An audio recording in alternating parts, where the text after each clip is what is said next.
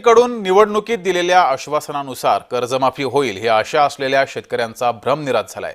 कर्जमाफी न झाल्यानं शेतकऱ्यांना पुन्हा सावकाराच्या दारात जावं लागते की काय अशी परिस्थिती आहे। अद्यापही कर्जमाफी झालेली नाही तर जिल्ह्यातील हजारो शेतकरी पीक कर्जापासून वंचित राहणार आहेत। पाहूया या संदर्भातील हा स्पेशल रिपोर्ट।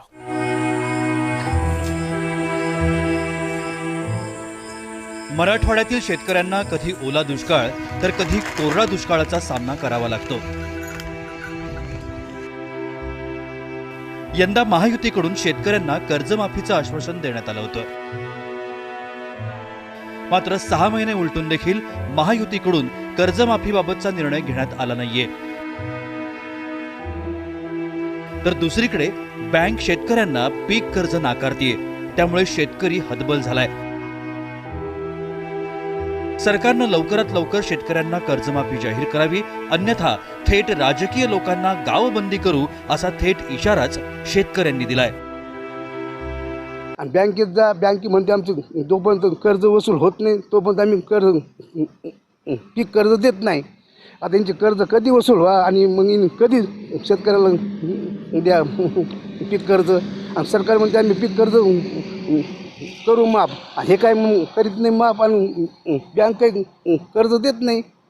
असं खेळ चालू आहे। मी मानण्यासारखं कर तू डळण्यासारखं कर। आज जर पेपर पाहिला कुठलाही तर दर 2 दिवसाला 3 दिवसाला अशा घटना घडतात की एका ठिकाणी 2-2, 3-3 शेतकऱ्यांनी आत्महत्या केलेल्या आहेत। नेत्यांविषयी सर्व शेतकरी आता एक विचार करू की यांनी जोपर्यंत हे कर्जमाफी करणार नाही तोपर्यंत लोकप्रतिनिधींना गावबंदी करण्यात यावी।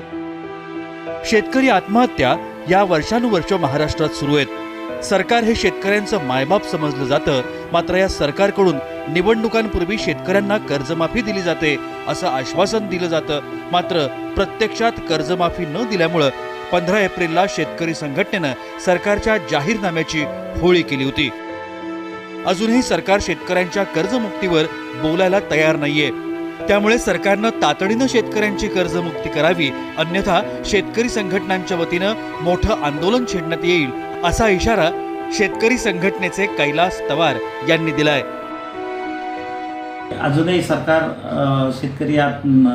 शेतकऱ्याच्या कर्जमुक्तीवर बोलायला तयार नाही।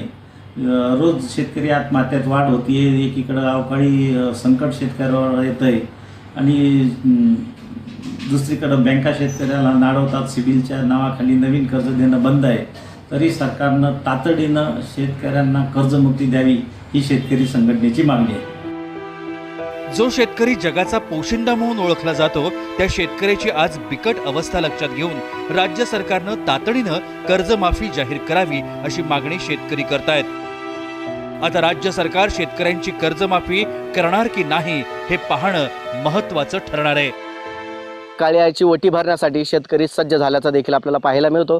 त्याच शेतकऱ्याला आता सरकारकडून कर्जमाफी झाली नाही, त्यामुळे शेतकऱ्यांच्या गळ्यात आता सावकारी फास पडताना आपल्याला पाहायला मिळत आहे। प्रश्न या गोष्टीकडे लक्ष द्यावे आणि शेतकऱ्याला तात्काळ कर्जमुक्ती द्यावी अशी रास्त मागणी जी आहे ती आता शेतकरी करताना पाहायला मिळतात। छत्रपती संभाजीनगरहून विजय चिडे, जय महाराष्ट्र।